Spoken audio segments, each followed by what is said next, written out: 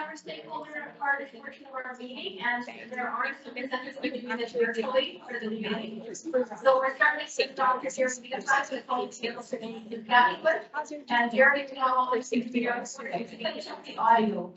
So if anything that will with you.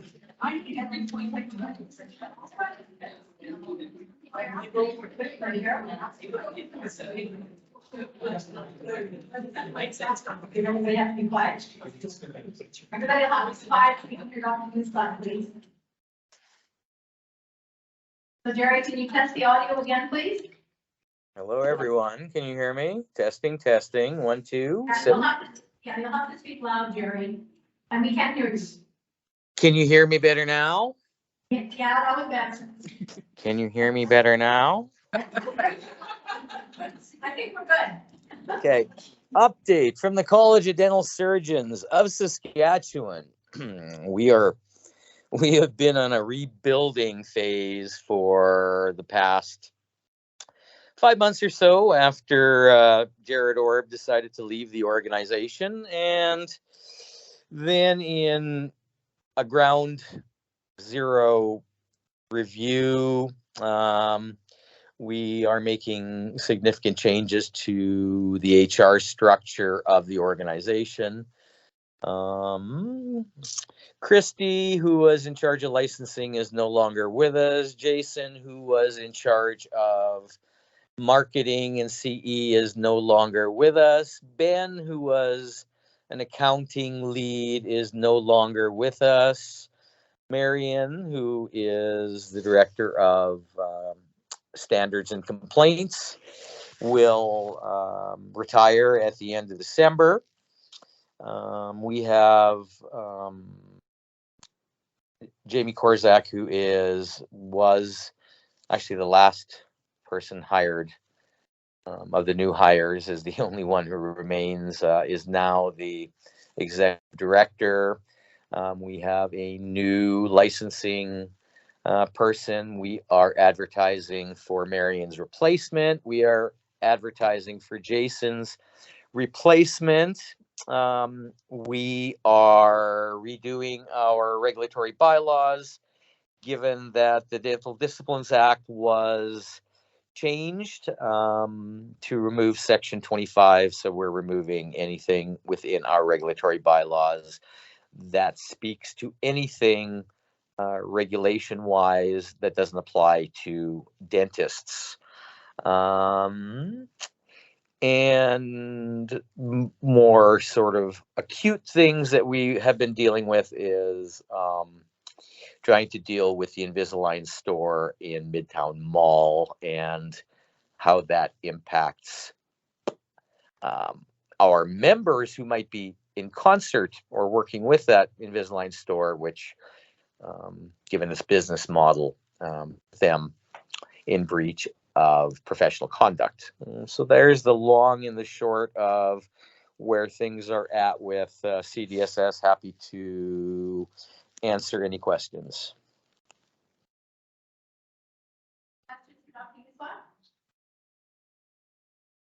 Who's left working there? Come on, that was my joke in the beginning. Pay attention.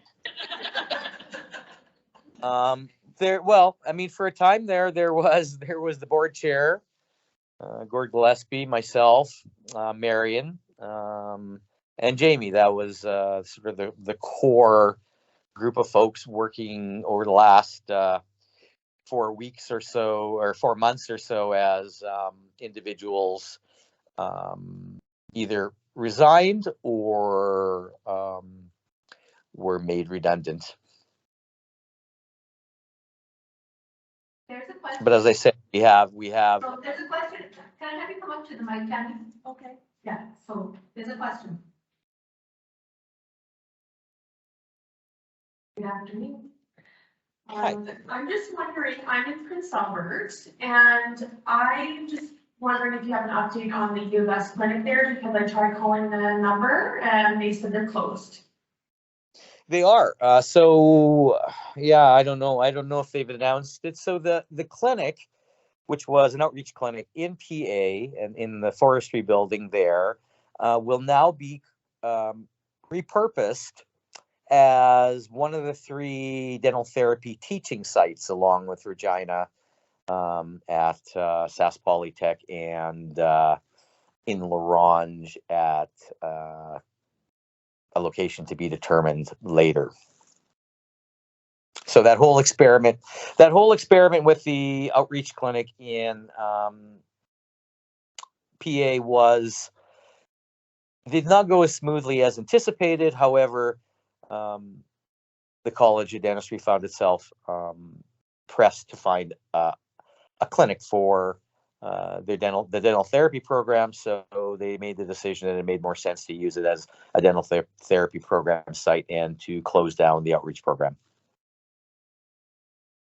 The college in the world, isn't it? Unless it's changing. I do have a comment. It's not a question. And you and I spoke about this before.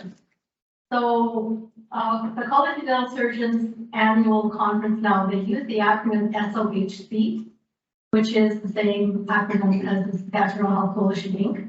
Right. And we are a legal, not charitable organization now, and so that title is protected. And I don't think that you should be using that acronym anymore, the College of Dental Surgeons, for that annual conference, and you didn't rename it.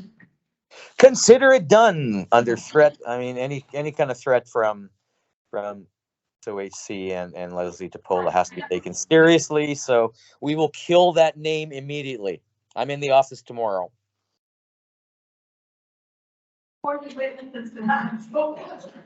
With Okay, extreme prejudice.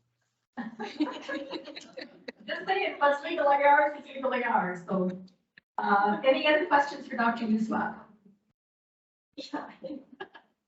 Okay, thank you, Dr. Yusuf. You can go to clinic. You are dismissed. Thank you. I'll take your direction forthwith. Okay, thank you. Bye, guys.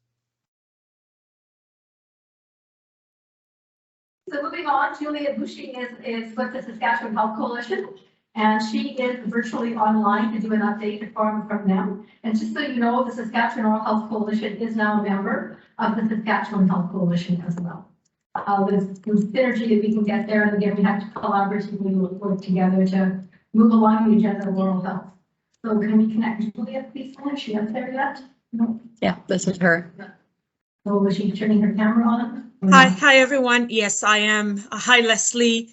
Thank you so much. I'm just trying to share my screen here.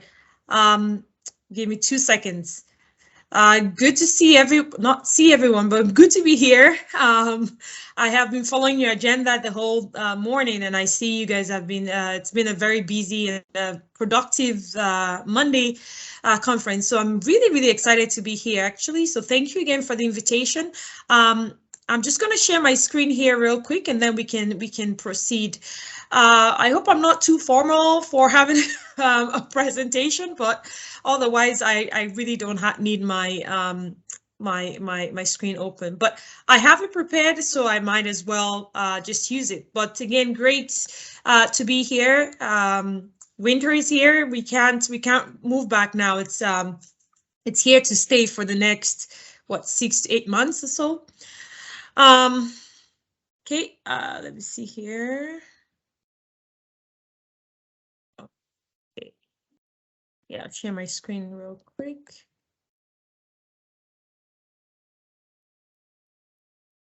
Okay, share screen.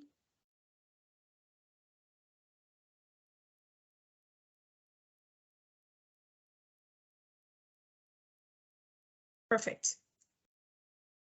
Hey, can everybody see my screen?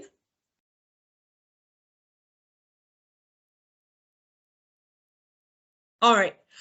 Okay, so again, I really want to welcome everyone, I should say, to this incredible convention. Leslie, can you hear me? Fine, thank you. Perfect. All right, so we're good to go. We are. Awesome. All right, so just a brief introduction here. My name is Juliette Bouchy, and I am the provincial director with the Saskatchewan Health Coalition. I am based in Regina, but it is our organization is a provincial organization, so we have members all over the province, and we are so excited to have the Saskatchewan Oral Health Coalition as a member. And I will touch on a few things that we've done just in the short time that we've become that the SOHC has been a member with us. I am on Treaty 4 territory, the original the land of the Cree, Ojibwe, Lakota, Nakota, Dakota, and also the homeland of the Métis Nation. I would also like to thank the speakers as well that have gone before me. I think this is an amazing conference and it's such a critical time as well. So thank you again for the invitation. Just to again go real quick here. So the Saskatchewan Health Coalition was actually founded in 1981. We have sister organizations in Alberta, all over the province, Ontario, Manitoba, New Brunswick, BC, Ontario. We also have the Canada, the Canadian Health Coalition, CHC. So we collaborate together to create awareness and also to really keep our healthcare public. So we are nonprofits and nonpartisan, and we also work with many individuals and organizations as well in Saskatchewan and also across the country, like I have just mentioned. Our objective really is to establish an organization of Saskatchewan residents to advocate for and also improve public universal healthcare in the province. We also support the 5 basic principles of the Canada Health Act, which is public administration, comprehensiveness, universality, portability, and accessibility. And really what that means is that there will be no discrimination. So we can all go to the clinic, right? Regardless of our sexual orientation, our race, our economic status, and so on, and we will get the care that we need. But we know that that is not the reality, unfortunately. A lot of minoritized and racialized individuals have been experiencing racism and discrimination in the healthcare sector, both as workers and as patients. This year, we started a campaign which is to, again, stop health privatization. And part of the goal is, again, to really create that awareness and to keep healthcare in Saskatchewan public and publicly administered, publicly funded. We know that, again, lots of research has shown that health privatization has cost so many harm than good. It is short-term gain, long-term pain. We see that in the dentistry industry. We've seen that in nursing. We've seen that in care aids and all their our health sectors. That privatizing healthcare does not do any good for patients. It doesn't do any good for workers as well. We have our members, again, the SGEU, who are union members who are also having the same challenges as well with their members, losing jobs and so on because of privatization.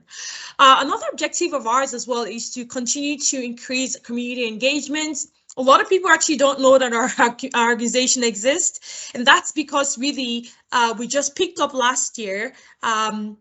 Initially, it was the union presidents that were really taking turns to meet together and really help push this agenda until they realized, well, we really need somebody here to actually help us to do so. So again, one of our objectives, like I mentioned, is to really look at the ways to stop health privatization. We see that in blood services, we see that in senior care, long-term care. Recently, Emmanuel Villa in White City actually just came out, right? Some of you who may have heard about the news, it's a private long-term care.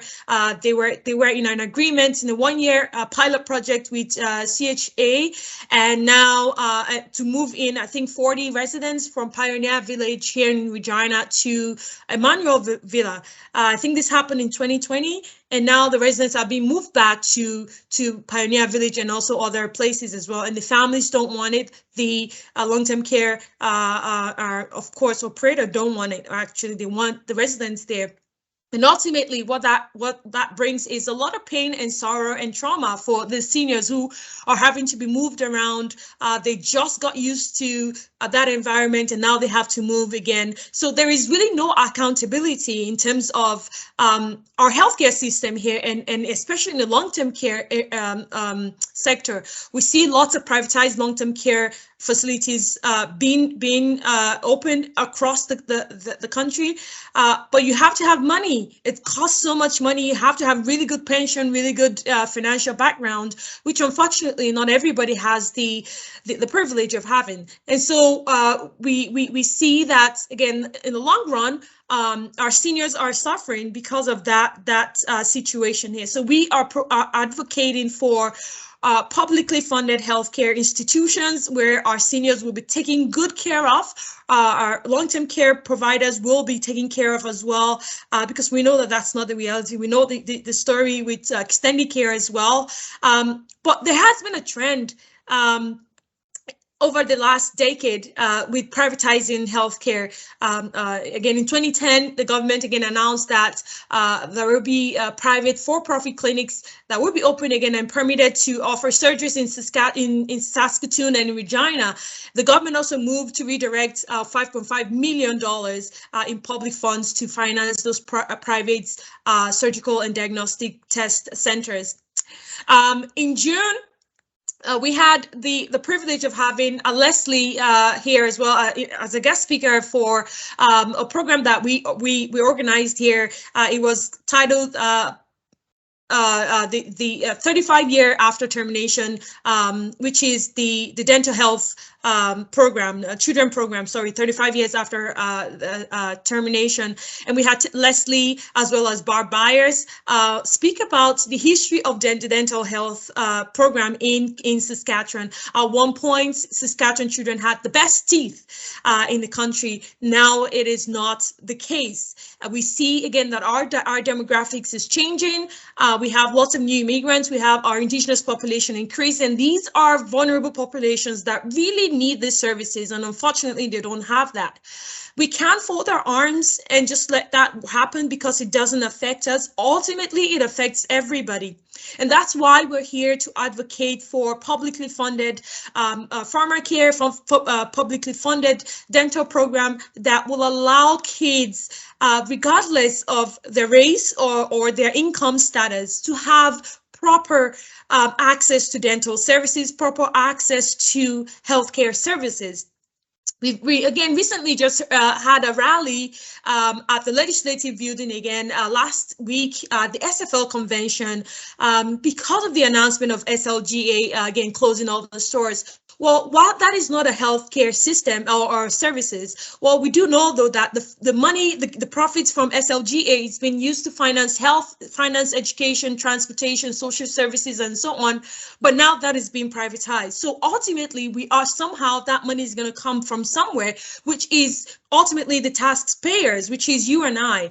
And so we are here again to advocate for people to join our organization. We have again the Oral Health Coalition as members, but we do have individual membership as well. There is a lot of work that needs to be done. I am going to again, I'm wondering again, I'm proposing even please invite us to schools as well. We can do some education as well and awareness piece as well in terms of the need and the importance of having our healthcare public, and also the amazing work that the Oral Health Coalition does in really help making sure that our oral health in Saskatchewan is healthy and is clean, and our kids are healthy. I think this is all my time here, but please feel free to send me an email if you have any questions questions or concerns, we have a campaign right now. If you want to sign a petition as well to an MP to please stop the privatization of healthcare, that will be great. Our information will be on your screen.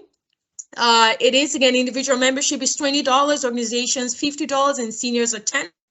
And this is from January to December. But if you become a member now, I tell everybody you get 1 month free because it doesn't start until to January. So you have December off. So please make sure that you join. Tell your families and friends. Join our health coalition. Join Saskatchewan Health Coalition as well. We are in this together. We work collaboratively to create awareness, to really fight and defend our healthcare system. And I really thank you all so much for this opportunity to be here this afternoon. And I'll pass the microphone on to Leslie, but if you have any question, please feel free to ask me. Thank you. Anybody have any questions for Julia? Have you given us lots of good motivation for individually becoming members of the Saskatchewan Health Coalition? Thank you very much for your time, Juliette. I appreciate your presentation. Thank you. Thank you, Leslie. Bye for now.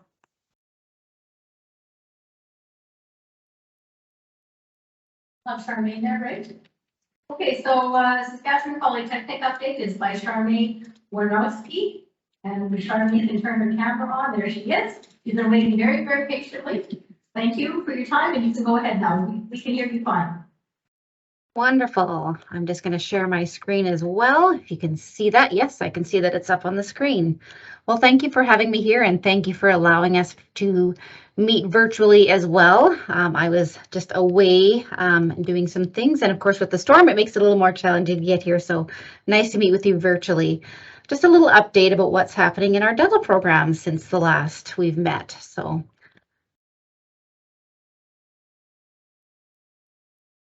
dental assisting. So we are up for our major program review. We do this every 5 years. So this year we are doing a review, very minimal changes, but we're adding some minor additions to some admissions as well. So just to make it look a little more parallel to most of the other dental assisting programs across Canada. It was notable that we were just slightly below on some of those admission requirements. And so some of the reasons for the movements towards that is also so that there's better opportunities for our dental assisting professionals to have access to other educational opportunities. So very minimal, but you might notice that they're not through yet, so I can't really announce what they are. It just might be just a little bit more of a science potentially and a potential slightly bump in the average, but nothing too significant. Secondly, we're working on some online development for the dental assisting program here. So the potential is to start for fall next year. It will be parallel to our face-to-face program, but offering some flexible learning options for those that aren't able to come every day face-to-face. So stay tuned for that. I don't really have much I can tell you about that other than we are working on it, and we're hoping to give access to more dental assistants and to have more graduating, as we know that there's a shortage here in Saskatchewan. In dental hygiene news, what's happening there is we did our program review last year in 21 and 22, and so we're incorporating the changes. Of course, if you have a 3-year program, it takes a few years to filter the changes through. Mainly it was to flow and sequencing to allow for our students to actually flow through in a better fashion. Some admission changes, not really different for grades or anything. However, our previous post-secondary education is going to now be considered a little bit more for the final competitive score. Previous to this, it was mostly high school grades, which really you felt bad because somebody in university that's going for their first year and has higher marks in university, we're going back to high school marks. So this makes it just a little more parallel. So if you want to take a look at that at some point, there's a link, the Dental Hygiene Advanced Diploma through Sask Polytechnic. You can take a peek through there. Well, I guess the biggest change that we've undergone in the last few years is that we have newly renovated dental clinics. It was definitely time over the years. The clinic chairs and dental clinics themselves were a little bit outdated, as well our chairs were, some of them were over 40 years old. And while 40 is great in our age group, it's not so great for a dental chair. So we do have some newly renovated clinic spaces, some enclosed operatories. We've actually gotten some computers now into our each operatory, which is a little bit more like industry standards, so that the students coming out actually have a little bit more opportunity to understand that transition to practice and be a little bit more adept at that. In my background, you can see also that I have an operatory behind me here as well. And the one you were looking at before was the dental assisting side. This is the dental hygiene operatory. We've also done our sterilization area. It was notable for a long time that we had some areas that needed to be changed and reviewed. So in the opportunity to do our renovations, we had a little additional funding that was left over from the estimated budget, and we had put it into the sterilization area. So instead of having two different sterilization areas, we now have one more efficient area where things will sequence through the, of course, dirty area to the clean area a little bit more efficiently without instruments being kind of in different areas that needed red tape, and people could touch them if they were just walking by. So it's a little bit more in the proper flow that we should be. I wanted to take a minute to talk about our community involvement in the dental programs, as it's noted that we do quite a bit. Of course, everyone knows that we're tagged in with doing the Northern Health and Wellness Day and the Regina Health and Wellness Day as well, which used to be the dental days. Also, our students go to outreach places, to Regina Open Door Society, the Food Bank, various schools across Saskatchewan, Quappel Health, William Booth, and other external industries, and we love helping wherever we can. In the past, we've worked with the SHA, with the dental educators, to do some stuff in the clinics or in their schools when they're working, and we're happy to help any which way we can. That one of our mandates that we love is that community outreach and the community work. So if ever anyone that's listening out there is interested in having a student work with them, you just have to give us an email or a call, and we'll be happy to set you up with somebody. Of course, everyone knows now about the dental therapy degree collaboration. So I won't mention too much about it because I'm sure you've met with Doug at one point or another about it. But of course, Saskatchewan Polytechnic is fortunate to be one of the sites that will be offering the program. So Regina will be the one of the 3 sites. And that will be right directly on our campus here. So of course, it's going to be a Bachelor of Science. The dental therapy admissions criteria would be limited to mostly Indigenous students, and non-Indigenous students would have consideration if there isn't significant or enough qualified Indigenous applicants to that. And of course, direct from high school, and then we'll have a mature student criteria as well on that one.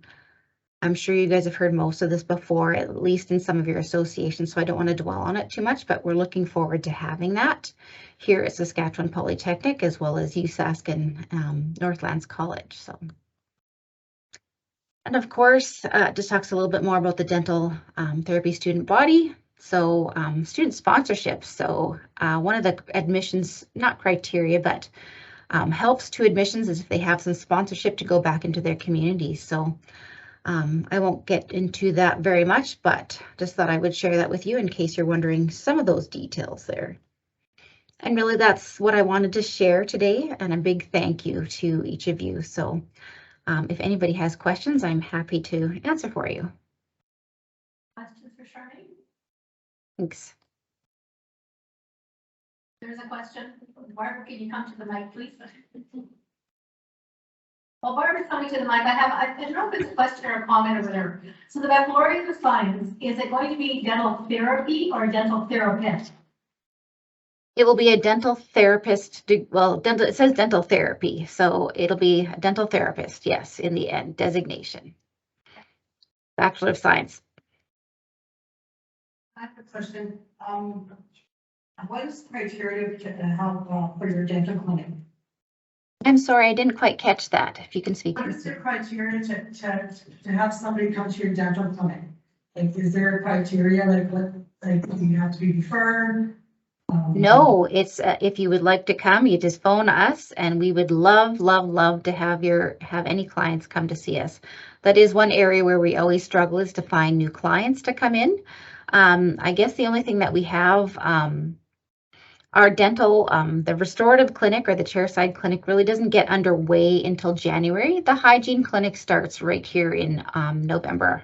So the hygiene one is open, but the clinic isn't so much, although we are seeing emergency clients starting now a few times a week. So with our dental therapists that we have here, but we are also trying to recruit a dentist. So if anybody out there in your guys' knowledge wants to come and help us out at the dental clinic, we would love to have another dentist there to be doing more dentistry. So, but anyone can come, absolutely. Is there a cost? Is it based insurance based, or would you do any pro bono, like any for people who have low income issues?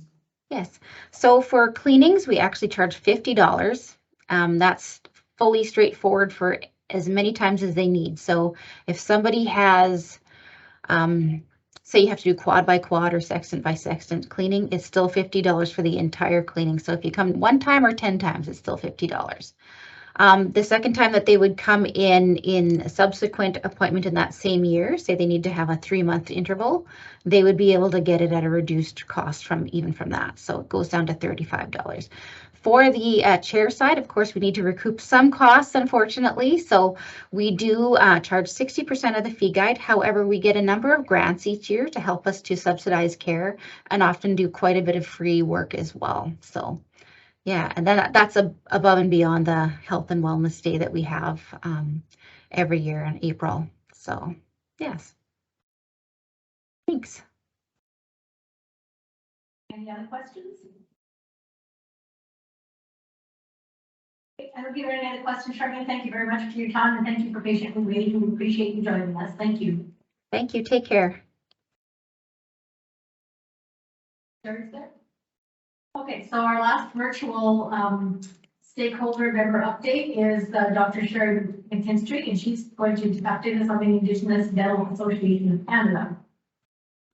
So Sherry, we will be able to hear you if you turn on your camera and open your mic.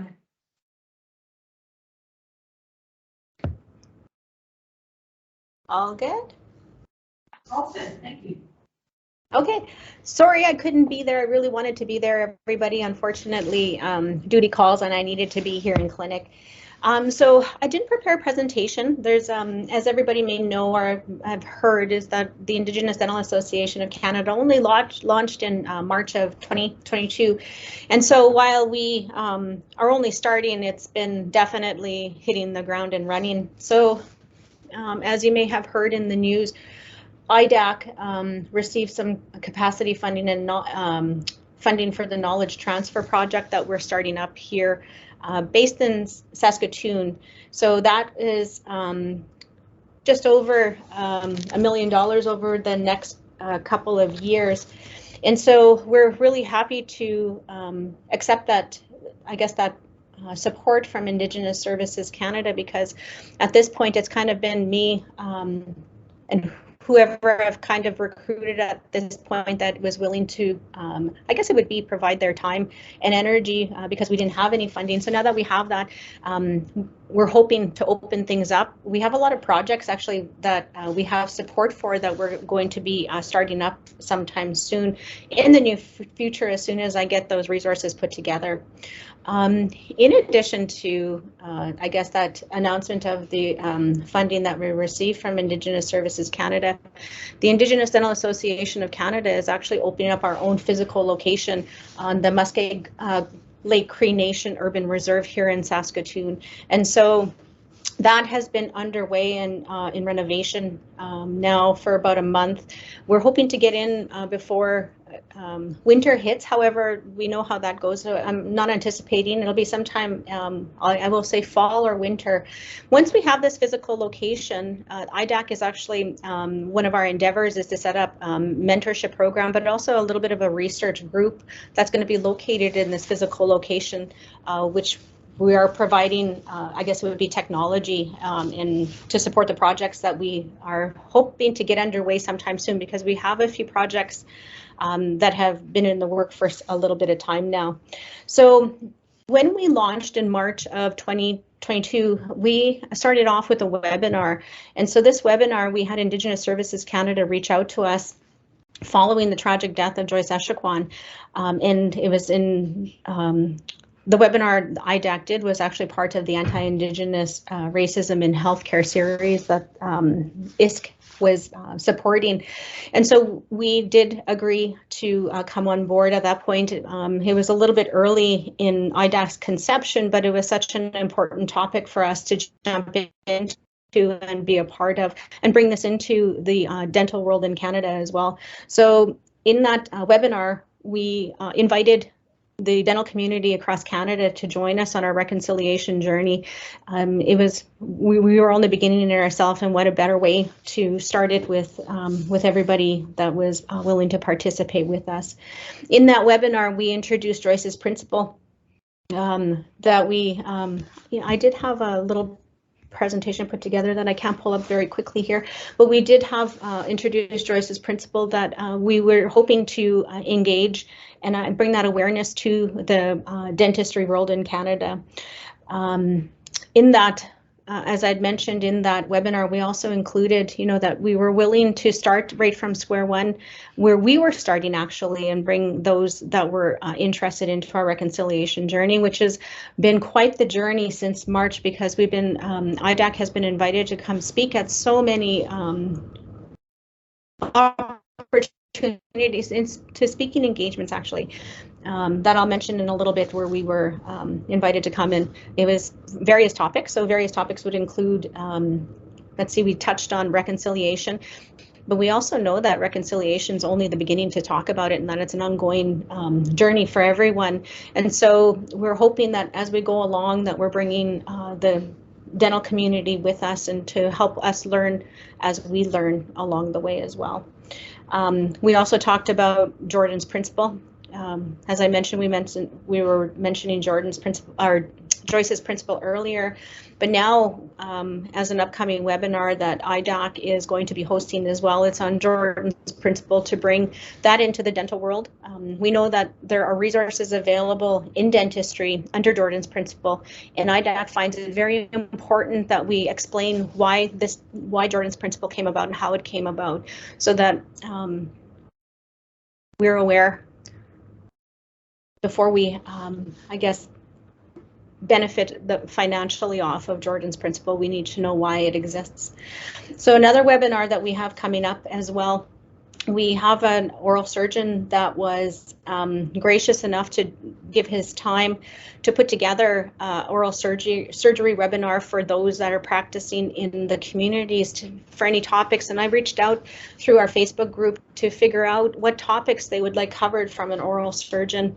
And so this would include practitioners, so dentists, dental therapists, and we're including as well those working in the community, so dental aides in the community as well. There's going to be a webinar on pediatric dentistry. I actually, as a pediatric dentist, find it very strange I didn't include that in the list when I reached out on our Facebook site. However, we did have a request come in for pediatric dentistry, because those practicing in the communities, this is a big barrier to providing treatment, and so they were asking for us to come in and speak on Hall crowns, SDF, etc., procedures and things along that line. And then lastly, we had a dental radiologist, a specialist in radiology, again, willing to give time to IDAC to help those in the community with that perspective as well. So we have a few webinar ideas coming up. So I'm just going to come back to the speaking engagements. So far, we were invited, IDAC did a reconciliation talk to the Royal College of Dentists of Canada. We were within the first cohort of the webinar series that was happening through the RCDC. But in addition to this, back in September, we were invited to come in and also participate in the inaugural Continuing Education Day, where I was able to speak a little bit more in depth about the National Day for Truth and Reconciliation, because it came around this time, around that time. But we also were able to introduce Jordan's principle to the dental specialists in Canada as well. And then we were able to introduce the land acknowledgement for RCDC, as well as the land acknowledgement for the fellowship convocation that was happening, which I participated in that day as well. So we also spoke at the Canadian Dental Hygienists Association, the Saskatchewan Dental Therapists Association. We have upcoming speaking to COHI through 4 provinces have reached out so far. We have this Saskatchewan Dental Therapists Association 2023 coming up as well. So in addition to that, we've had many cohorts, many colleagues and organizations, institutions reach out to us, just provide their support. So IDAC has bridged relationships with the University of Manitoba, where we're going to be working on a project with them. We have McGill University reach out, and I've always had a good relationship with McGill. So bringing this forward, there is a funding project that we put in. However, that person left, so I'm not sure exactly what's going on there that I have to reach out for. But we've also had consultations with governing bodies that are responsible for curriculum in, I guess it would be CDRAF, CDHA, and CDAA, that have reached out to implement cultural safety and I guess reconciliation into their curriculum as well. So that is a positive. We're thinking of that very positive, and we're more than happy to help out when we can, where we can. More recently, we were reached out by Procter & Gamble, Creston Oral-B. So this new relationship that IDAC has, so they're coming into Canada now and looking for outreach programs. And so on initial, I guess it would be suggestion to Procter & Gamble, IDAC just came back from presenting a workshop at the First Nations Health Managers Association. So those are the health directors and health managers right across Canada that are working in the communities. And so what we did with Procter & Gamble is we've actually put together a care kit to show and demonstrate to the directors, the health directors, that this is at minimum what should be provided to each member in the community. Now, with Procter & Gamble, when we've started our conversations with them, it was interesting because they were unaware of NIHB and what was available through NIHB, but we're reaching out into the actual communities, and the barriers that they're facing with oral hygiene products still with NIHB available was eye-opening.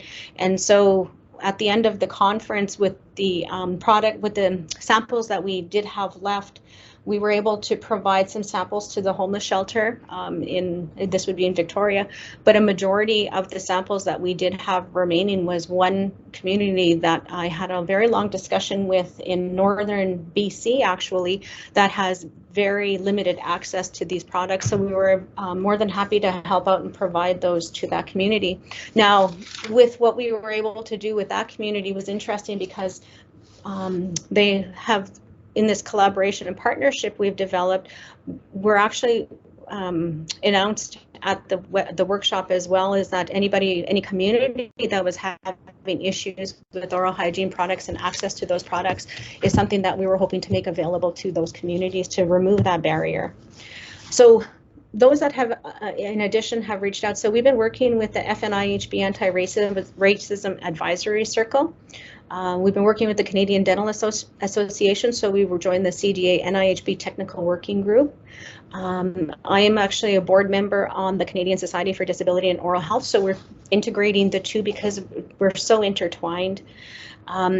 We are now part of the Network for Canadian Oral Health and Research. I was a member personally before, but now in the with respect to IDAC, we're a part of the Indigenous Peoples Health and Disability and Oral Health Working Group. We were a part of the oral dialogue or open dialogue on Indigenous health legislation, restoring the balance to do honor to all people, which was very rewarding because we actually brought oral health into the talk of healthcare, which previously had been kind of left out. So it was interesting to have that talk and bring that awareness to the Indigenous healthcare, I guess it would be. Now oral health is included in those talks. And now we have the National Dialogue on Data that's coming up through Indigenous Services Canada in January of 2023. So I've already mentioned our upcoming projects. I'm just seeing if there was anything that I forgot. So we do have a couple of projects coming out that we are pursuing. One is a dental home. As a pediatric dentist, it's very important to me to have follow-up following surgeries. So that is one project that it's really early in its infancy, but something that we're pursuing. And of course, in conjunction with that, we're putting together the anti-Indigenous racism in dentistry in order for us to pursue cultural safety work in the area of oral health. And I guess I've already announced we were approved for funding for the Oral Health Knowledge Transfer Project. And so that one is early in its infancy, and we have yet to receive the funding for that, but as soon as we receive the funding, we're putting the group together to get going on that. And of course, the resources. I only have so many personalities to be able to do this myself. So now that we have membership, but with all the outreach that IDAC has been doing, I think we have enough interest that we have participants. I guess it would be the last portion that I just want to mention with IDAC is we're always looking for, it would be mentorship. And so soon, once we have our organization kind of stable, the one thing I want to do is bring in students from all over that are interested in dentistry or in dentistry for that matter. And I think that pretty much brings us up to date. We've been busy. We just started in 2022, is that correct? March of 2020 when we launched. What's the date? March of 2022. Wow, my head's spinning. Seriously? Get asked that all the time. That's a phenomenal amount of things that you have done, are working on, and plan for the future. That's quite phenomenal. I commend you on that. And it's very important work. It's very important work that you're doing. Any questions for Dr. McKinstry? Do we all want to go have a sleep? Let's see everything that she's doing. Thank you very much for your time. I appreciate you making the time for us today, realizing your busy schedule. We do appreciate you taking the time to update us, and you'll be a part of this member stakeholder update ongoing. Thank you very much for your time. Bye, everybody.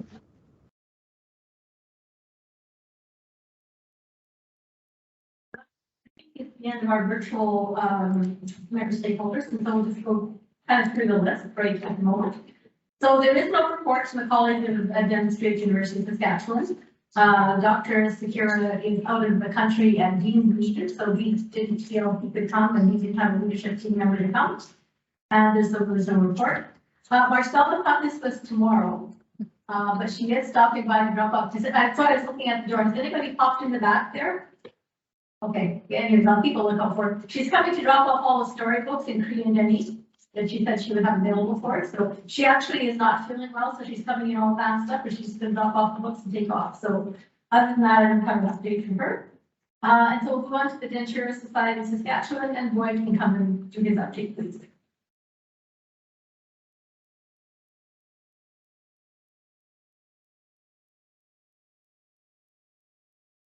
Greetings on behalf of the Denture Society of Saskatchewan. We currently have 65 licensed members in Saskatchewan, 3 non-resident licensed members, 4 non-practicing, and 3 interns. Despite losing provincial government funding in 2018 for the 2 Denture technology seats at NAIT and Edmonton, the number of practitioners returned to Saskatchewan seems equal to our attrition rate. Most Saskatchewan students trained in Alberta choose to challenge their licensing exams and return to Saskatchewan through labor mobility. If they return to Saskatchewan as a student, they must undergo a period of practical study before challenging the exam. In Alberta, they are eligible to rent upon graduation. The DSS hosted the Dentures Association of Canada's annual general meeting from June 15th to 18th of this year at Delta Besborough in beautiful Saskatoon. We welcome members and delegates from coast to coast for our charming city. After 2 long years of online events and meetings, it was wonderful to hold an in-person convention again. At this event, we celebrate our 45th anniversary with the gala. This evening, welcome residents, spouses, trade show vendors, and colleagues. This semi-formal event was an excellent opportunity to meet denturists from all over the country and celebrate society's anniversary. 2 of Saskatchewan's own, Kelly McConicle and Larry Bessie, were honored with the Dentures Society of Saskatchewan Distinguished Service Award. These gentlemen have been influential in paving the way for our profession. First, we honored Kelly McConicle, who practices the dentures in Prince Albert, Saskatchewan. He also served for many years as our honor counsel and was a vital contributor to the current framework of the Denture Society of Saskatchewan. The Denture Society of Saskatchewan likes to send him a big congratulations on the best of his time and years. Next, we honored Larry Bessie, a very well-known man in our province. Larry Bessie is known to be many as grandfather of dentures. He is kind and charismatic and has played a significant role in our membership. And he's, oh yeah, sorry. We were so glad to celebrate Larry's career and contribution and wish him and his wife Rhonda all the best to come. ESS is nearing the third year of a pre-negotiated percentage increase for supplementary health. This discussions will be initiated soon for the upcoming 3-year cycle that will commence on October 1st, 2023. The public awareness campaign for 2022 started January 1st of 2022 and will end December 31st of 22. The cost of $31,635. Since the public awareness campaign began on January 1st, it has received 518,000 impressions, which have resulted in 2,340 clicks on the DSS website. With this public awareness campaign, we took the Did You Know approach to engage patients and their family members on what adventurous is and why it's essential for them to see adventurous. The upcoming public awareness campaign will start on January 1st. The new one this year will cost $33,350. We're staying on track with the patient education awareness, but we'll have a few additional ads around technology advancements such as digital dentures. Mark Samuel Chant and Sheriff of Ontario was presented as a recipient of the 2022 George Conlon Memorial Award. Mark is very passionate about our profession and he was nominated for his esteemed efforts over the years to empower our profession not only within Canada but internationally. He is truly a great representative of our profession and embodies the value of what the dentures should possess. I didn't write this next statement, so please bear with me. Our very own Boy Doucette was presented as the recipient of the 2022 Dentures in Canada Author of the Year Award for his article, The Evolution of Removable Dentures, published in our summer 2021 edition of Dentures in Canada. His article was chosen first, being shortlisted from a multitude of unique articles. Thank you, boys, for all your authors who continue to write fascinating and important articles for dentures. That was weird.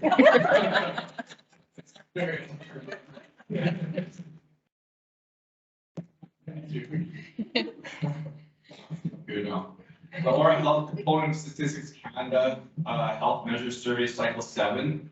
The Office of the Chief Dental Officer of Canada is currently working with Health Canada and the Canadian Institutes of Health Research, the Association of Canadian Faculties of Dentistry and Statistics Canada, an indirect consultation with relevant US and UK authorities to finalize the planning and resourcing for a national oral health data and knowledge creation strategy, which is intended to include the conduct of an oral health component within the Stats Canada Health Measures Survey Cycle 7 process starting in 2022.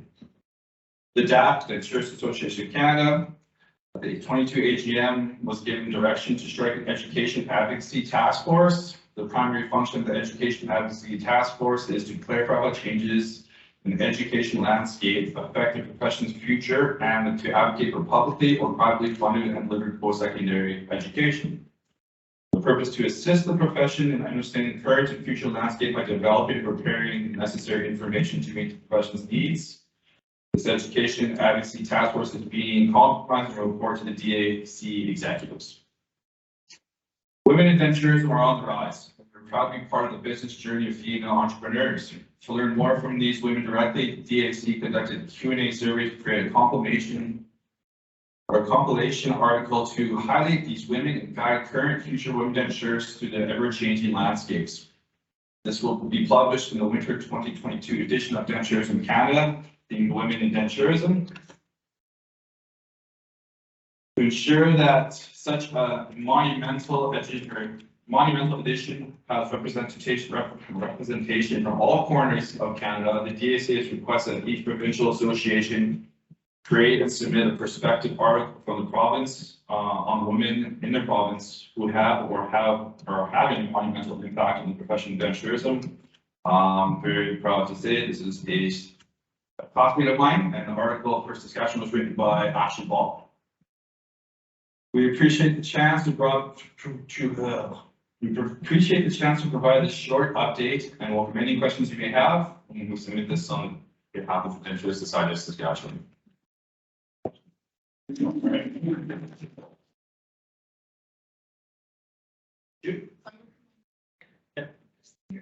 you have mobile people that go into long-term care? question. Yeah, most denture clinics will offer it. There is one lady that I know of denture, she's out of Brook Alfred, but she comes down to Saskatoon, she'll do Saskatoon, Lloydminster, Prince Albert, and she's strictly mobile. Yeah, I can give you her name if you'd like. Talked about digital. Yeah, So again, is that something that would be mobile, like for our seniors that are in absolutely. the vulnerable population? Oh. Absolutely. It's kind of a new thing in dentures, digital dentures, I mean, but it's kind of taken off quite a bit. There's a couple clinics that do it. I know our services and our clinics offer it, but we are able to intraoral scan some cases, not all cases, but we're able to provide those digital registrations now. Okay, I have two more questions. Standard care to put names on the dentures. When they're purchased, when they're made and purchased. Well, they're made, it's. It's not standard, because once residents get into hospital or long-term care, it's a problem. That's a very good question, yeah.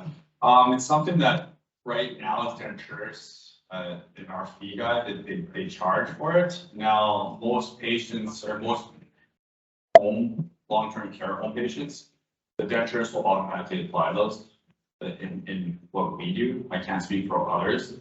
But that's something I can definitely bring up to our association. I would appreciate that. Absolutely. It's just. No, I think it's very important. I just think it should be standard and it should not be charged for it. I think it should be built into the price. So charge another $25 for it and put it on. I agree. Okay, so that's fine. And also, you talked about promotion and education. Yeah. You're spending $33,000 on that. What? Like, what are you doing? Like, what are you doing for that? Is it, So it's a lot of, it's just social media awareness. like, is it about like brushing dentures or? No, it's more a baseline of what the dentures can provide to our patients. We haven't put any ads out as far as I am aware of anything that has to do with, you know, the actual maintenance of dentures or building of a denture or any of that. Okay, I have another suggestion. Build that into your promotion about maintenance of dentures because people think they put them in and then that's it. For sure. So that's- No, those are very good suggestions. I appreciate it all. Yes, thanks. Anything else? Good. Okay.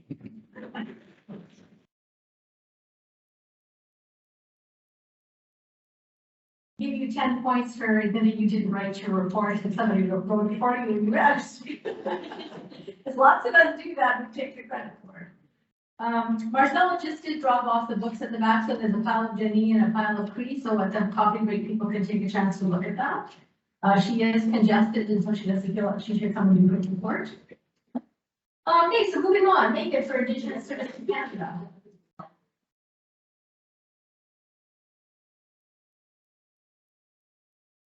All right, so an update for Indigenous Services Canada. So in May of 2022, IS dental providers resumed COHI and dental services in communities with a strong recommendation from our consultant dentist, Dr. Sherry McKinstry.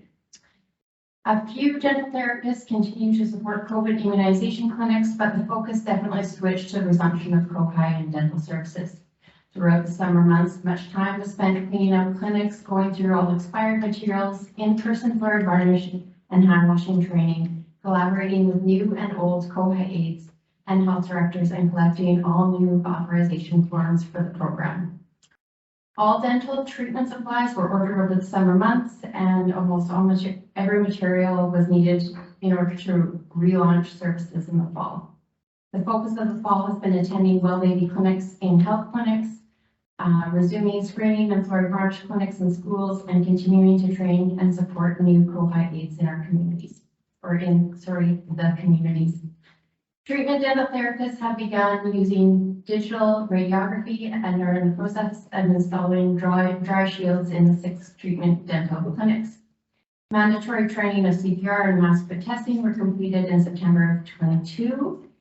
And all IS dental therapists attended the Saskatchewan Oral Health Conference in Regina, as well as a PPE refresher and SDF presentation by our consultant dentist, Dr. Sherry McKinstry. October 17th to 20th is hosted COHI seminars in both Moose Jaw and Dakota Dunes, focusing on admin refreshers, new resources, COHI program refresher, SDF, and Jordan's principal. The attendance, again, first in person, was great throughout the entire region. Most Indigenous Services Canada dental therapists attended the virtual IPC and hands-on IPC training organized by Glenda Burnoff and facilitated by Patricia Skalitsky, which was excellent. This training highlighted the changes in the new IPC document and provided many refreshers and reminders regarding IPC standards. Otherwise, it is back to usual in the communities. Any questions? Chris? Thank you.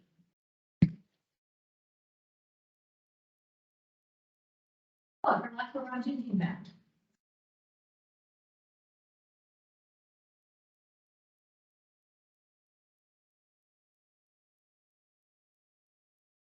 I work for Rochester Dental Health Services. I just joined team back in June. So what I was told the last couple of years, the dental team has just been helping the nurses with COVID, doing all the screenings, doing all the tests, and making sure they're doing the contact tracing, the swab testing. So this past summer, we got to do a couple home visits, applied the Florida garnish. This fall, we got back into the schools, started consent forms, taking x-rays, doing OHIs, and hopefully start treatment soon. And we attended everything that Megan mentioned. So it's sure to see.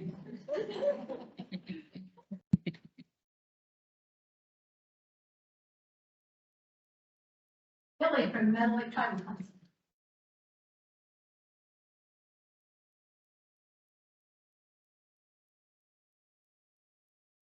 Good afternoon, everyone. I bring greetings from the Mental Lake Tribal Council. I just thought I'd give you a little bit of history about the Mental Lake Tribal Council. We are comprised of 9 Mental Lake First Nations, 4 Dennis-Ohpina Nations, English River, Birch Narrows, Buffalo River, and Clearwater River, and 5 Cree First Nations, Kennel Lake, Waterhen, Maquisigaden, Island Lake, and Flying Dutch. The 9 Mental Lake First Nation population is currently at about 17,000 members. Access to timely dental services has been an ongoing issue for our northwest corner there. When patients travel out to access care, we have a timeline of about a 13 or 14-hour round trip to access care. So that can be really taxing, especially on our elder population. And a lot of times our elder population just resort to getting used to having that ill-fitting denture or whatever, rather than make that trip. The nearest facility to access, excuse me, dental services is 3 to 3.5 hours away from our community. The radius that the Mental Lake Tribal Council covers is 400 kilometers surrounding Mental Lake.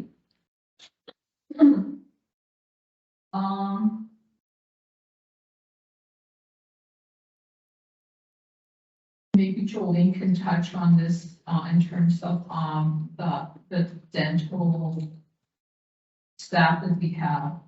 I had just listed that we have 4 full-time dental therapists, 1 to 2 casual dental therapists, 1 dental aide, 2 vacancies. The mandate of the program there is primarily children. The target groups are ages 5, 6, and 12-year-olds. And we're really looking forward to the opening of the dental therapy training program.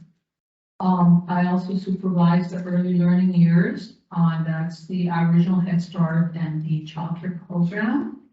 And so our mandate is to create safe spaces for children within those facilities where they can have a place to thrive and learn. And the other mandate is for the children while they are in our care to have access to healthy, nutritious foods. So then the cooks are presently taking training in cooks training, safe food handlers training, and meal planning. So I've requested that there be no processed foods provided to the children at these facilities at this time, and moving forward. Recently we had a training for these two groups again of staff through the SIIT program, and they're going to be starting to implement Indigenous languages curriculum within the early learning facilities. And I believe that will be implemented in the spring of 2023. So it's really important that we revitalize our Indigenous languages. It identifies who we are as people, and it's really important to our existence as Denisovan and Cree Nations. The environmental program is another program I supervise. Their quality assurance on the water quality within our 9 Northern First Nations is to be commended. They do excellent work. We very seldom have any water advisories in place, and because we really promote drinking water in place of sugary beverages, that it's really important that children have access to, or the general population have access to, clean drinking water. Food insecurity has been a huge challenge within our First Nations and continues to be. During the pandemic, it really highlighted the food insecurity concerns within our nations. And so through the Northern Saskatchewan Food Security Coalition, we're teaming up with other communities in terms of how we can address this need. Last week, I was at a meeting where one of the northern communities addressed some of the challenges they were facing with families going hungry and not being able to have access to foods that they were needing. So I guess just going forward, some of the highlights within our Middle Lake First Nations is one of our communities was successful, and I believe, I don't know if I've mentioned that before, maybe not, through the local food infrastructure funding, securing $230,000, and they built like a gathering place. So there was a greenhouse, a garden area, a predator fence, and we planted all kinds of fruit trees and fruit bushes. And so hopefully in the years to come, the community will have access to some of those foods.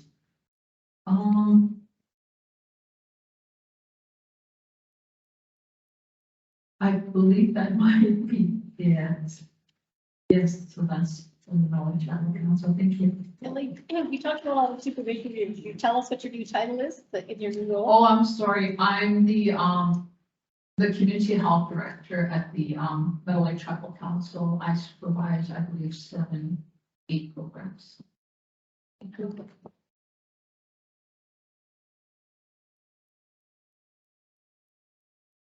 Okay, so Ministry of Health, I did speak with them. They didn't have any updates to report at this time, so we're moving on.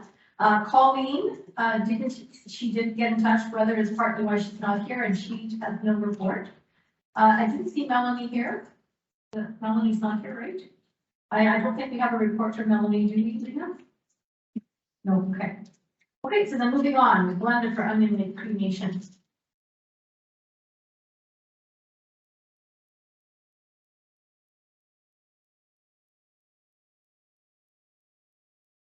Everybody, so I'm Glenda Burnoff. I'm the senior dental therapist in Onion Lake. I've been there for 10 years now or so, under 10 years.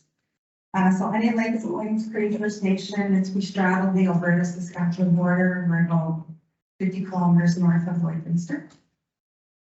We have a population of just over 7,000 people. And so for our dental program, we have community treatment-based clinics in addition to a COHI program. So we have 3 full-time dental therapists, which includes myself. We have a full-time dental aide, and I have an ad out right now for another dental therapist, as well as a COHI aide. And our consultant dentist is Dr. Fraser Glenn. We resumed our services in April. We went back to work full-time just after COVID kind of dwindled down a little bit there. So back in April 2022, we came back on site full-time. We are now back in the schools and kind of getting things going similarly to the other programs. Did our inventory, kind of went through the clinics, got things going, got our consents out. So we're just slowly wrapping back up into providing full services. So we have 5 schools. We have Zagros High School, which is grade 9 to 12, and we have about 530 students in that school. Eagle View Middle Year School is grade 6 to 8. Chief Taylor School runs grade 2 to 5. Payson Adams School is pre-K to grade 1 English. And then we have our Cahill Weston School, which is pre-immersion, and that's pre-K to grade 4. So overall, 5 schools, we have about 1,800 students there. We moved slowly to electronic dental record systems, so we've been using Clarinet, slowly getting used to it, working out the glitches. So that's coming along really well. And as well as we are now utilizing digital radiographs using the PSP system. Our COHI services continue at the health center. We're focusing on ages 0 to 5. Dental therapists take turns staying at the health center, working with the nurses in their well-being clinics. So we do that 3 days a week. As well as, so we do provide screening, education, fluoride varnish, any referrals. And we advocate for the parents as well with our JP program. So we're there to help them get the application going and work with our JP coordinators. And education, we kind of did all the things that Megan discussed in her report. And rather than go to the Regina show, actually our team went to the Kelowna, the Thompson Okanagan Dental Society conference, which was actually nice. This was kind of a small scale conference, and it was nice to go there as well. And overall, in Onion Lake, our health staffing complement has increased tremendously. We have now over 200 employees. In our small little building, we have like probably 3 to 4 people per office. It's really trying, especially trying to coordinate our lunches, and we try to almost take turns taking lunches. There's not enough room for everybody. So we're working on a new build right now. It will be also said. And I think that's basically it for Onion Lake. Thank you.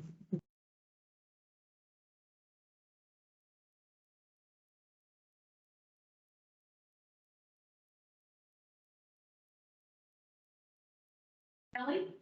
That was Council Park is going to come up and report from the Lake County Council. Jolene? Did you want to come to your report? I'm sorry, I missed that. You're reading Marcella's storybook, I see.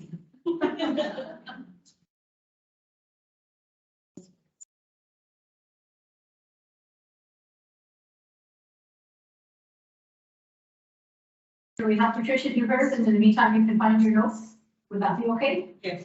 Okay, so Patricia, do you want to, are you doing Jen? I will, yeah, I'll do Jen.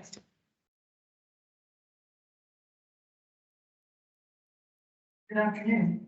I will try not to be as wordy as I would like to be. So Integrated Northern Health includes the former Kelsey Trail, Prince Albert Parkland, Bray North, Sweet Yathing, and Mumbai River Health Regions.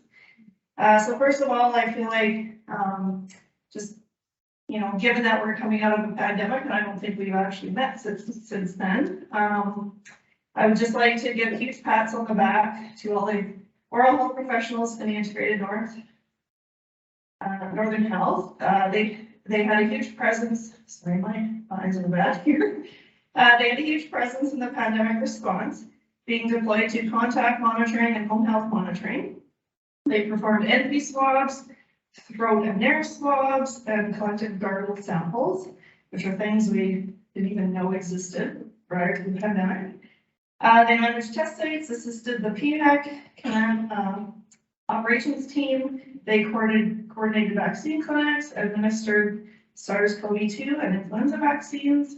They put in many extra hours, spent precious time away from family, worked Christmas Day, swabbed outside in extreme weather conditions, learned to live on a diet, all knowing that the dental programs they passionately and confidently build or pause until further notice without resumption date being spoken of. I'm very proud to be represented by such a committed, flexible, and resilient group of professionals. And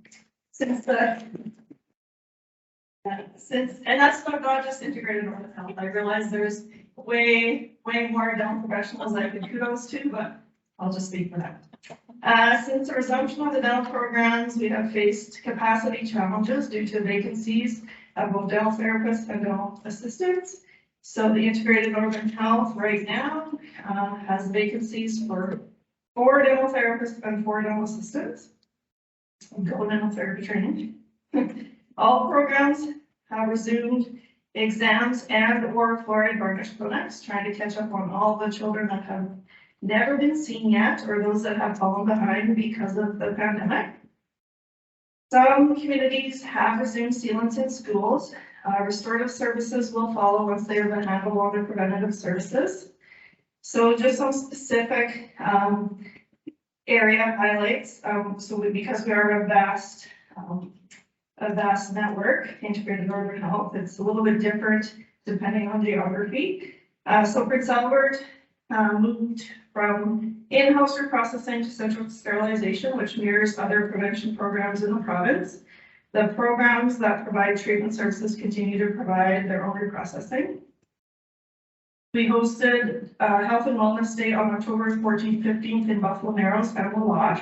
A huge shout out to all of those that were involved in the planning of the event and those that volunteered their time. It was a huge success once again.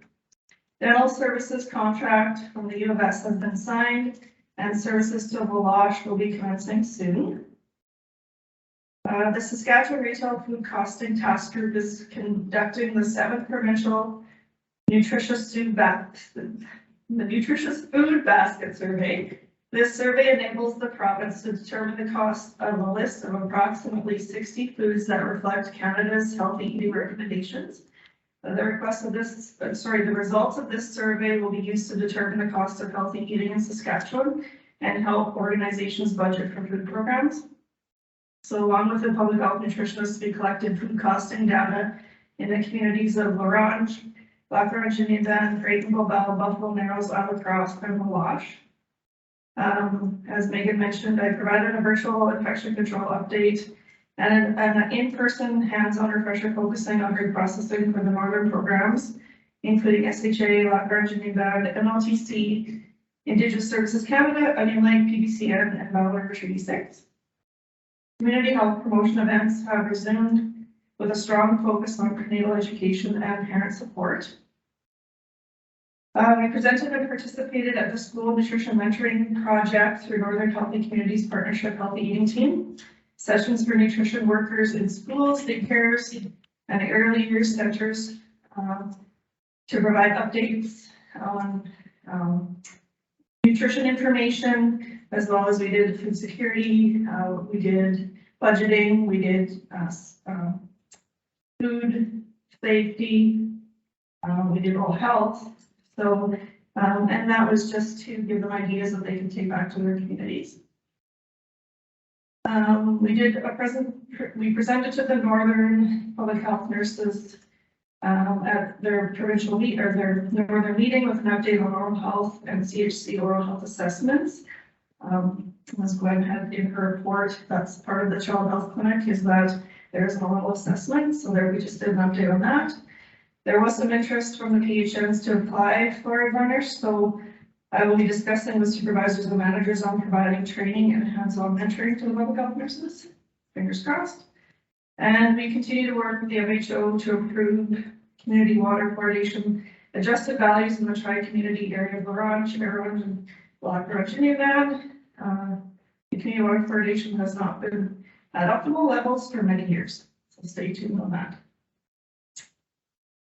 Now I will be Jennifer Patulli, who is, so she is for doing a report on integrated rural for FHA. So much of our work that has been paused during COVID-19 has now been rolling out again in most areas. There are multiple leaves which have reduced some capacities and some recent vacancies that have unfortunately left some areas without access to these free services. In limited capacity, there have been some work with long-term care homes providing presentations to the CCAs and nurses, oral assessments for residents, and providing daily oral care plans and dental supplies for residents. This work has been very well received wherever there has been the capacity to provide this support. More work support is needed to expand the better oral health long-term care best practice standards for Saskatchewan until all residents in long-term care have access to appropriate oral care, increasing their quality of life by supporting not only their oral health, but overall health. Work has begun with leadership to establish a new contract relationship with a dental hygienist to provide the dental hygiene services in long-term care homes in the integrated rural areas. Interdisciplinary work with our public health nursing staff, reviewing the importance of oral assessments in child health clinics.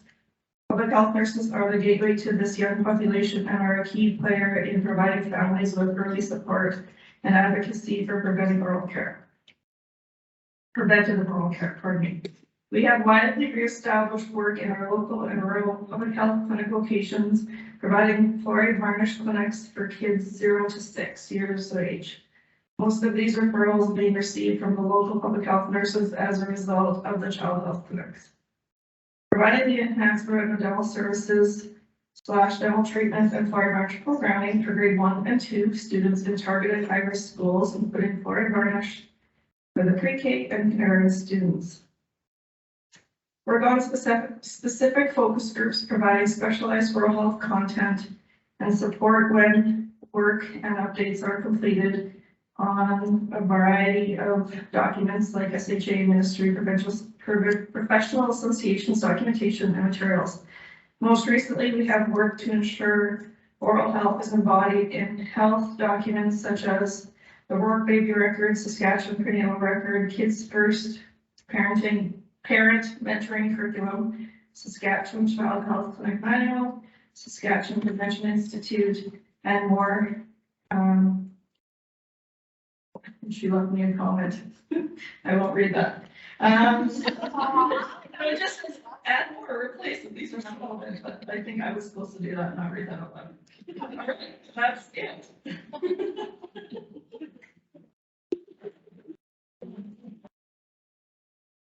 Jolene, do you have a report? Do you want to come and finish that?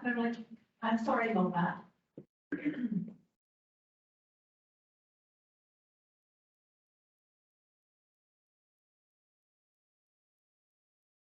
My name is Jolene. I'm the senior dental therapist for MLPC.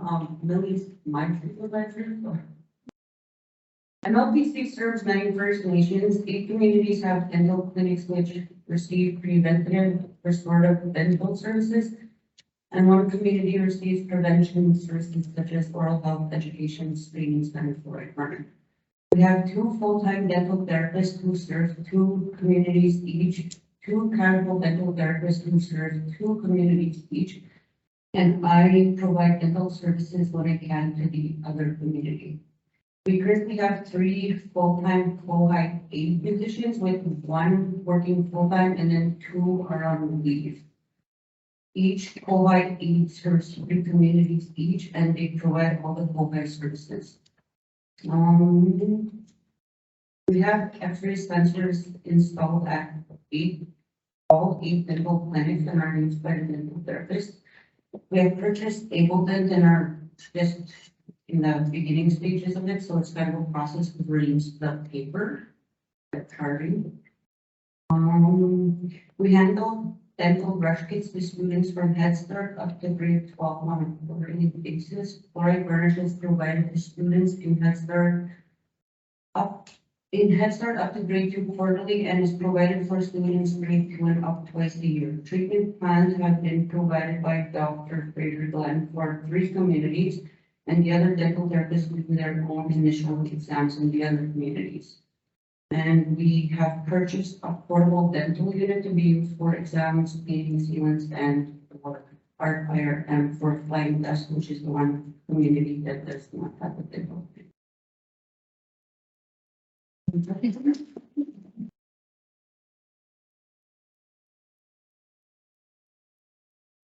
so Regina, there's no report from Regina, so we'll move on to Saskatoon Urban. When?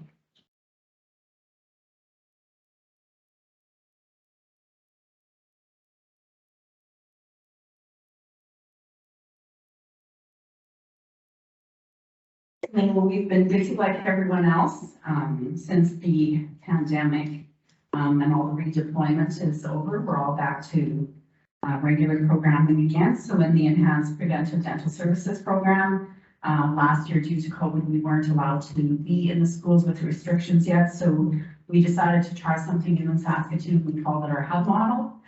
What we did is instead of having our staff going to the children, we had the children come to us. So we rented locations in Saskatoon, took the consents to the schools, and then the parents were invited to bring the children to those locations. So it went quite well.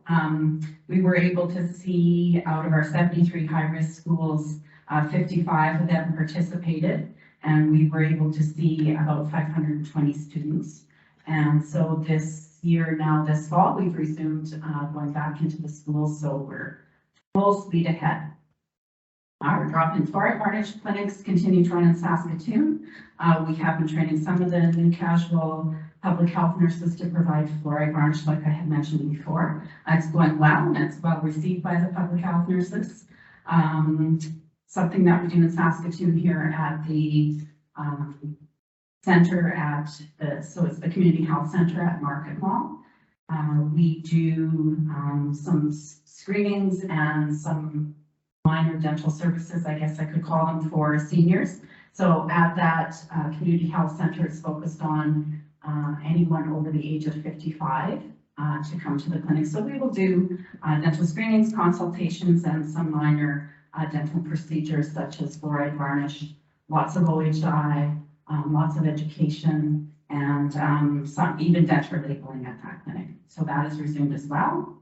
Our dental clinics at the White Buffalo Youth Lodge and the West Winds Primary Health Center are running full speed ahead as well. We continue to partner with many other organizations such as Open Door Society, lots of youth groups, Mommy Connections, Breastfeeding Cafe, Early Years Learning Centers, and many more. So we also continue to provide dental care kits and oral health presentations upon request for any of those organizations.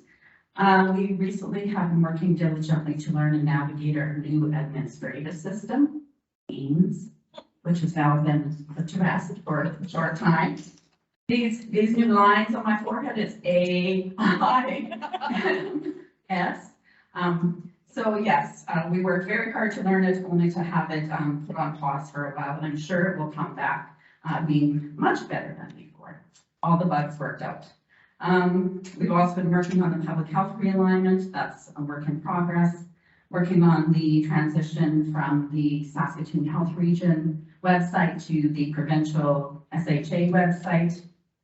Working on the alignment of the oral health resources to SHA standards. We've been able to hire new staff. Actually, we've had a bit of a turnover in staff as well recently. So we have a dental hygienist hired who is now our working in long-term care as our oral health coordinator in long-term care since Carrie Creek had retired. The care homes are really ecstatic to have someone back teaching and coordinating oral health in care homes. And just a shout out to Carrie, who has retired, thanking her for all her work, and we wish her well in her retirement. And I see she cared today, so shout out to Carrie. So we are continuing to do teaching and continuing education classes and presentations for oral health to various groups. Often those are CCAs, student nurses, and they use, just like we in oral health use other professions sometimes to do presentations for continuing ed, we return the favor for them. And lastly, I just want to welcome our new staff members, who some are here today. So we have been busy continuing orientation and mentorship with the new staff members. So new staff members, hands up, shout out to all of those wonderful new staff members who are working hard for us. And that's it for me. Thanks. Okay, Brenda was unable to come due to the weather, so I'm just going to read her report, which I have on my phone here. So the following provides an overview of the Saskatchewan Dental Assistants Association activities thus far in 2022. Regular meetings were set up with program heads of both dental assisting programs in Saskatchewan. This has been great as a way to keep up to date on any programming changes being planned. We are also included in the review of the infection prevention control standards for 2022, which have been approved by the College of Dental Surgeons of Saskatchewan, the Hygiene Association, Dental Assisting Association, Dental Service Association, and the information is available on our website. We have had 4 webinars this year for members to take part in session topics, including nutrition, self-care, and practice experience. The latest webinar happened in October, E12 for Good Oral Health, the Lightning Ball Saskatchewan, which we also had Carrie present. Our website is still currently under review and will be updated hopefully by the end of the year. The main change is that it will be able to be viewed on a mobile device with all functionality. SDAA has started a relationship with the provincial archives, as well as other provincial oral health regulators, so have historic membership documents can always be reviewed by the public. Just take a second here. Regulatory bylaws have been updated recently according to changes in the Dental Disciplines Act, and the process is being posted to our website. 2022 represents 25 years of self-regulation for the Saskatchewan Dental Assistants Association. This is also the 25th anniversary of the NDAEB, so National Dental Association. What's the E stand for? National Dental Assistants Examining Board. Examining Board. There has been a large influx of international applicants to both the NDAES and the SDAA. I'm fortunate enough to sit on the committee that reviews all the international applicants. They have 3-fold increase in international applicants so far this year, with the SDAA on track to have 2.5 times increase in new registered international applicants for 2022. Lastly, as noted yesterday, after yesterday's presentation on silver diamond fluoride, which is one that she heard at the Northern Oral Health Working Group meeting, it should be confirmed again to the group that the application of this material, SDF, falls under the protected competency for registered dental assistants and is not practice that a dental aid can complete. So that is Brendan's report. So move on. I think it's Shelby for the Dental Hygiene Association.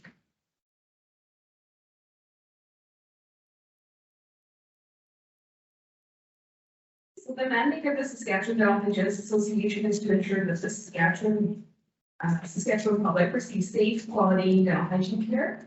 And we fulfill our mandate through upholding standards of the dental hygiene profession. So as our new licensing year, which starts November 1st, the SDHA has 695 registrants.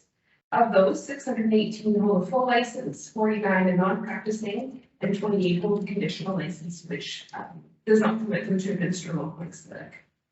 These statistics show a renewal attrition rate of 70% of our membership due to retirement, labor mobility, change, or medical leave from the profession. Offsetting this attrition, we typically accept between 30 to 50 new applicants for the license a year, for new graduates from the provincial dental hygiene program at Saskatchewan Polytechnic, from graduates from other jurisdictions, or from labor mobility across Canada. This year in our renewal form, we collected some new information. We collected self-declaration of Canadian Indigenous status of our registrants. We collected information on those that have obtained recognized education in myofunctional therapy, and those that are practicing independently, be it through mobile, home-based, or storefront dental hygiene offices. In response to the Royal Incentive Bill 62, which is the removal of Section 25 of the Dental Disciplines Act, that currently requires dental assistants, dental therapists, and dental hygienists to be employed by or in contract with a dentist or agency as determined in the Dental Disciplines Act. We are focusing on a reform of our standards of practice and our bylaws to ensure the removal of this legislation will uphold the public trust in the profession. On May 18th, the government of Saskatchewan enacted Bill 81, which is the Labor Mobility and Fair Registration Practice Act. This legislation is intended to address barriers that regulators have on labor mobility of health professions. Regulators will be accountable to the timelines and processes through means of compliance of orders set out by the director of this newly developed ministerial office. The regulations have not been published, and yet regulators are expected to be collecting the data already. Time will tell. We understand that the motivation of this legislation is likely in response to the pandemic. Across the country, that we're seeing this legislation being put in at the provincial level. We've been told that its primary focus on some of those professions that were in workforce crisis in response to the pandemic, some nurses, respiratory therapists, physicians. However, dentistry is not out of the loop with the Canadian Dental Benefit Plan. There's a good chance that we will be expected to be reporting on our workforce and ensuring that we aren't creating a barrier to those that are unlicensed getting licensed in a timely fashion. The Canadian Dental Hygienists Association has successfully advocated for dental hygienists to be recognized as eligible providers in the Canadian Dental Benefit Plan. And they've also supported us at a provincial level as we're continuing to advocate for dental hygienists to be recognized as eligible providers for supplementary health benefits. In November of 2021, the Federation of Dental Hygiene Regulators published an update to our internal practice competency profile.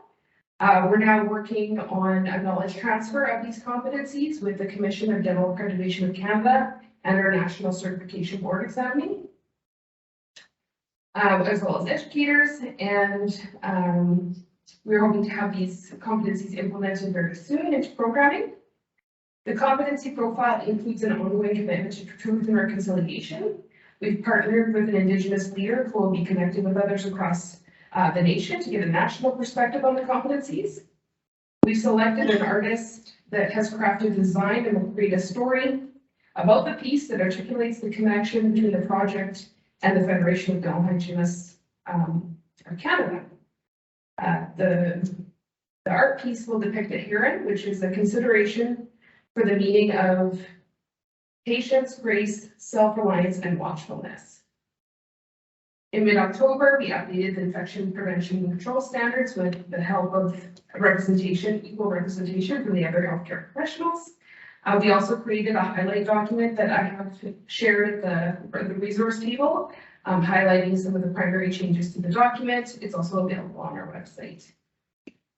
This spring, we provided nearly 600 toothbrushes and other oral health aids to community oral health initiatives, including education sessions to elementary schools, to seniors events, and to the Northern Oral Health and Wellness Days.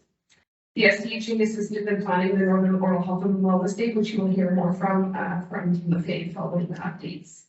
Dean was awarded an award of merit from our Canadian Dental Hygienists Association and Whitehorse Yukon this year. Planning is well underway to host our annual conference. This will be our first in-person event for the SDHA, which will be in Saskatoon at the Sheraton, March 24th and 25th. So we look forward to hosting an event and seeing some of you there.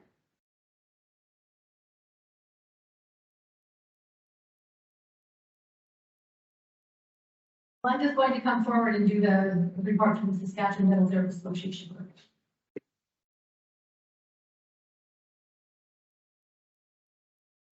Okay, so Cindy sent me her report and I'll just read it out here.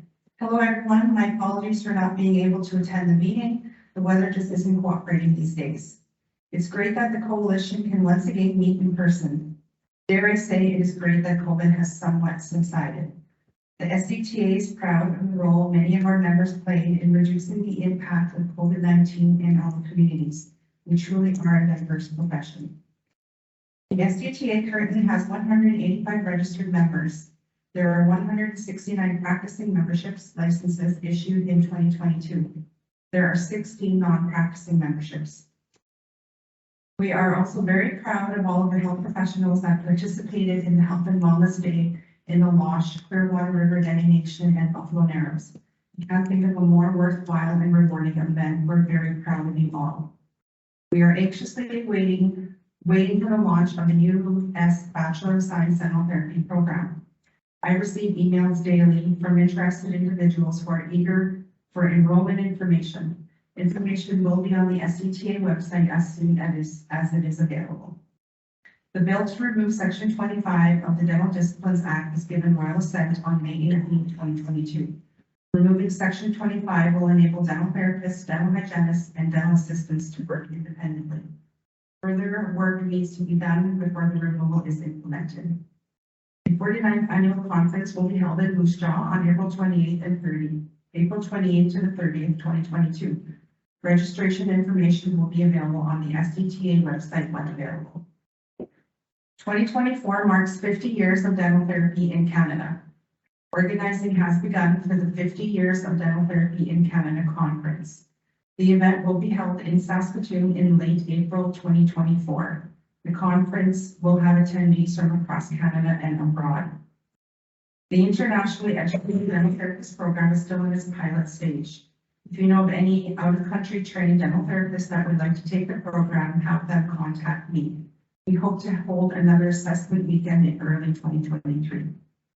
As you may know, I have given my resignation as the SDTA Executive Director Registrar. The SDTA Council has developed a job description and advertisement that can be found on the SDTA website.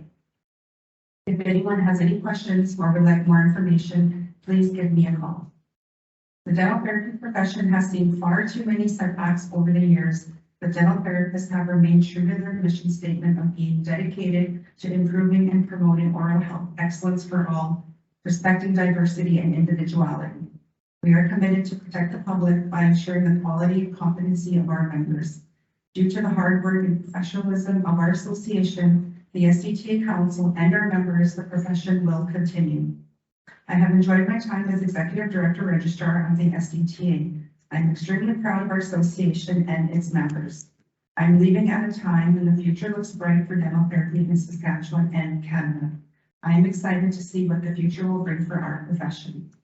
I have always and will always promote the profession wherever and whenever possible. Written by Cindy G. Reed.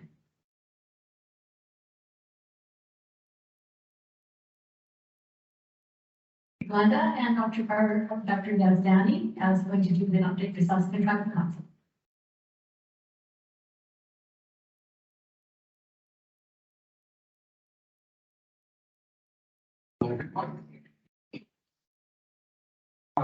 Just a quick overview as to what the program is and where we are and where we're going. The Saskatoon Tribal Council Health Bus was a joint private-public partnership that was in planning for the last 3 years. It was officially launched about 2 years ago. The bus started going to various Saskatoon Tribal Council communities. There's 7 of them altogether. Last September, so September of 2021, we started working, and it has been a work in progress. It has been a learning curve, steep learning curve for everybody involved, both for all the First Nation governments, as well as the health directors in each of the communities, as well as transportation and logistics and coordination. It's a very exciting project because all levels of government are involved, as well as private sector.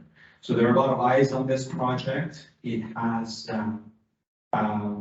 we've made a point of making it, making the notion of accessibility a priority beyond affordability. So in this case, we're taking the healthcare to the communities, and the hope and the vision is to build on that. We'll see if it will respond the way we think it will respond, but the trend has been positive so far. Last year, the bus was going to each community for a whole week. And so we take 7 weeks for the bus to go at the same community. We realized very quickly that not every community has the same needs and they're not as responsive or receptive to the services. So it has been a mutual learning. And so we've been nimble. We've been trying to adjust as we go and learn from each other, and it's been a very positive experience. On the bus, we've implemented all the new and modern tools that allow better communication and quick real-time diagnosis, treatment planning, supervision, all of those. So there's satellite internet on the bus, there's digital dentistry going on, digital communication. Dentists are available on the ground to give advice and mentorship. And a big part of the challenge really has been to overturn this mistrust that a lot of the clientele have had with outside healthcare providers going in and imposing the agenda. And we have moved away from that. We've been extremely fortunate to have some First Nations professional co-workers who have taken it on themselves to establish this trust. And it's been very positive, hoping to build on that. Just some quick numbers. The communities that we've been going to have been Yellow Quill, Keniston, Mr. Muscatine, One Arrow, Muscatine, Whitecap, as well as 2 schools inside Saskatoon. So on days that the bus couldn't go out, we would just go drop anchors one of the cities, one of these 2 schools in the city. Last year, we saw a total of 250 patients. Between September and June, one of the other things that we realized was that we have to adjust ourselves to the school curriculum, school schedule, because the schools are the engine, the community engine in each of these communities. And this year, same crews, same team, we have changed the operations a little bit. We are going 2 days to each community. So we take 3 weeks to go back to the same community so we can build the momentum with treatment planning and treatments that are provided. A lot of, basically the idea is we have gone there, we've established the connections, the health directors at each of the communities, collect all the consent forms, get all the charts filled up, and then we do the treatment planning and we go back and start doing the treatment. And the objective is to reduce the cost to each of these communities from transportation and put it towards healthcare, which is ideally how it should be.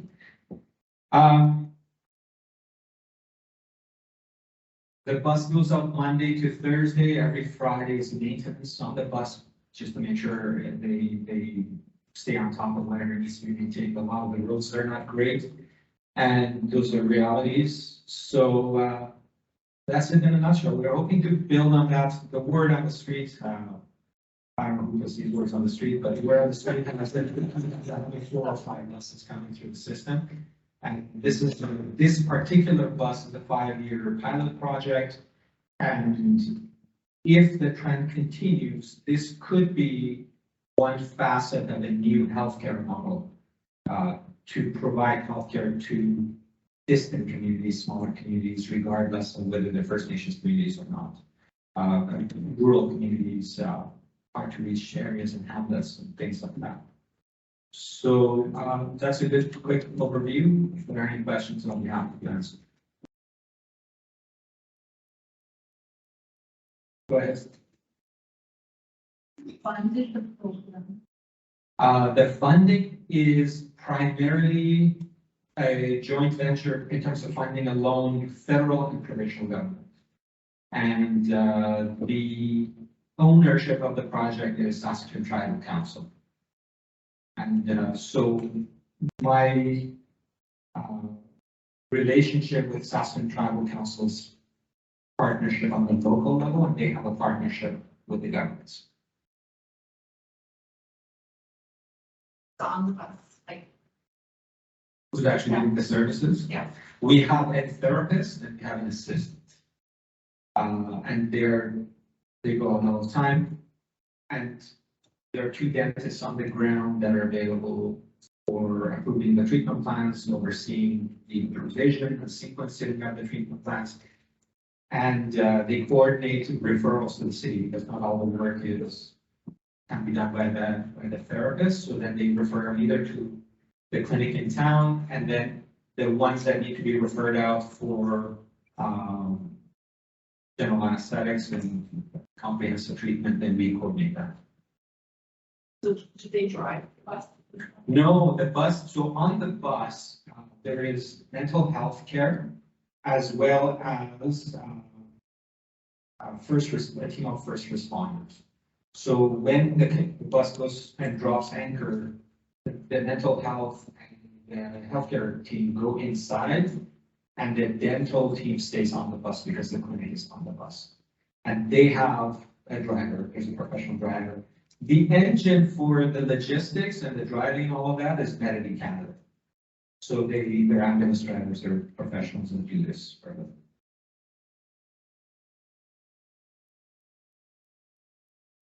There's a single operatory, it's an enclosed operatory.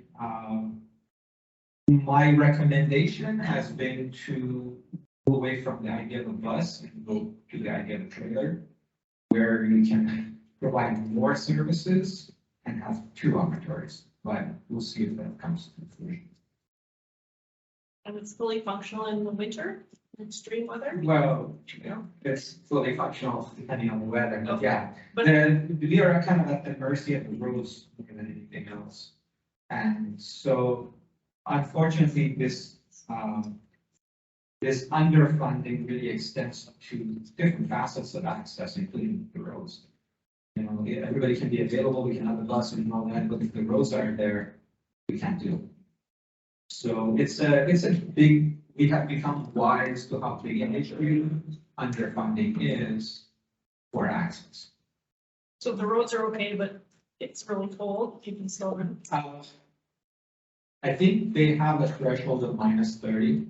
If it's like colder than -30, it won't go. It's mostly because they don't risk. We have all our people stay home if it's that cold, but we don't allow them to travel. Yeah, so it's one of those things very big.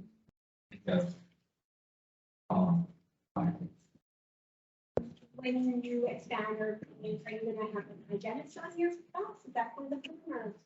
If I had my druthers, it would be a full team with two operatories going in, dropping anchor, and just doing work, including insurance, including having tapping into the digital capabilities, because that is one area where we aren't quite there yet in terms of servicing the elderly. It's difficult for them to come to the city even if they could. So this will allow everything to be done on site. You will detect the records, take the digital scans, all of that, come back, fabricate, go back in 3 weeks and deliver it. We're waiting for the green lights in terms of technology. You know much more about that. So it's a learning process. But the good thing is that we are starting from a position of wanting to tap into technology to our advantage. We have streamlined the process, taken all the digital accessibility to a different level that hasn't been before to make it more efficient. Is it accessible, like wheelchair accessible? I can't speak, but I don't think there has been an issue yet. I can. We actually, to be totally transparent, it looked like a bus, but it's actually a big trailer. And that's one of the mistakes that were made. Be transparent about that, because had it been a bus, it would have been a lot more robust and we would have been able to do a lot more. But because the infrastructure is a trailer, it's not as, it's a little more finicky. Thank you very much.